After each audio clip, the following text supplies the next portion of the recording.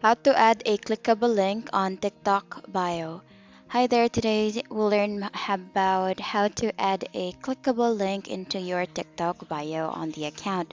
So first thing, once you open the application on your device, you actually need to click on your profile that's on the lower right corner of your screen and then tap on edit profile button. Then once you're at the edit profile, you just need to click on the website field and enter the URL of the website that you want to link to. Then once done, you can go ahead and just click and save the changes that was done. But I would just like to let you know that the link will only appear as a plain text on your bio, but it will be a clickable when someone taps on it.